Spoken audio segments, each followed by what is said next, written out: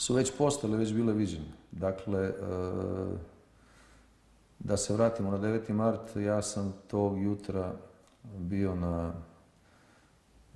vanredno angažovan. Zadatak mi je bio da se javim, tada još uvijek sam radio u stanici milicije Stari grad, kao već iskusan policajac koji je učestvovao u dosta razbijene demonstracija na Kosovu, imao sam iza sebe već nekoliko bezbednosnih zadataka, iako sam bio po godinama mlad, te načelnik moje tada stanice, Dragiša Blanuša, a kasnije dok sam kao pripadnik MUP-a boravio u pritvoru u centralnom zatvoru i bio i šef centralnog zatvora, doneo odluku, pitao me čovjek, ja sam rekao da to mogu, da obezbedim Makedonsku ulicu i Politiku i Radio Beograd. Ja sam rekao da nema nikakvih problema da ću to da učinim i zaista sam moj zadatak izvršio, mada je u jednom delu dana bilo jako teško kada je čitava ona gomila demonstranata, pripadnika SPO-a krenula sa Trga Republike da se probija prema Makedonskoj ulici. Mislim da je zahvaljujući Pirotskoj stanici milicije, sada bi to rekli policijskoj stanici, koja je sa 2 autobusa došla tu i sa tim ljudima mi pružila pomoć da im ne dozvolimo da Ćuprija je bilo u pitanju, ne Pirot. Dakle, stanice milicije Ćuprije. Smo nekako uspjeli to da izvedemo i da izvršimo taj zadatak. Inače, u gradu je bio potpuni haos. Stvarno to ne mogu rečima da opišem. Tu su paljeni po prvi put ja mislim, u istoriji Beograda posle Drugog svjetskog rata policijski automobili, oštećeno je mnogo nepotrebno, znači mnogo izloga, radnji. Dakle, ta rulja koja je sebe nazivala srpskom nekom desnicom, već ne znam kako su sebe nazivali, je uspjela da polupa sve u ovom gradu što nikakve veze sa politikom nije imalo.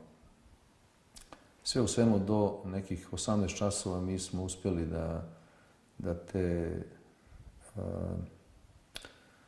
snage, ajde da kažem rušenja, te neke rušilačke huliganske te mase stavimo pod kontrolu i negdje oko 18 sati, ja sećam, ušao sam u Radio Beograd da odmorim. Ispružio sam se na podu u onom velikom holu. Mislio da je sve gotovo, nema više šta to. Demonstracije završene, mi zadatak izvršili.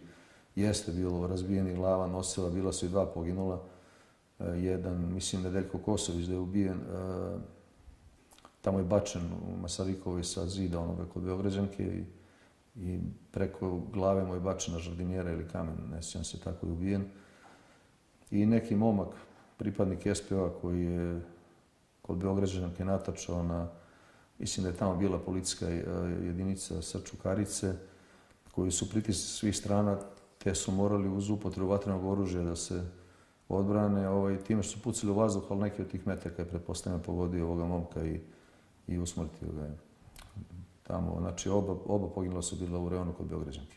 Naravno da organizator demonstracija nikada za to nije odgovarao, jer je radio za službu državne bezbednosti, mislim direktno da ga angažao Jovica Stanišić ili tako nešto, i to je ono što Vuku najviše smeta i Danici, to što su u stvari oni bili policijski špijuni, ne znam, mislim sad kako to, šta i danas narod misli ili gleda na takve stvari, ali to su činjenice. Dakle, demonstracije se završavaju, 18 časova, noć je počela da pada, rano, ja se ispružio i vidim na plafonu onaj veliki luster kako se ljulja i u tom trenutku pomislim, samo nam je u zemljotres trebao. I izađem ispred kad tank, čoveče, T-72, se parkira u rikverc, onda u ulazu u Hilandarsku, na uglu Makedonske i Hilandarske, ja ne mogu da verujem, ja sad pitam onoga, što bi ja rekao, šofera, majstore, šta radiš bre to? Kaže, pa mi smo kao sada izašli da pomognemo vama da rešite situaciju. Pa situacija je rešena, mislim, ja viš da nema nikoga, nema demonstranata, nema ničega.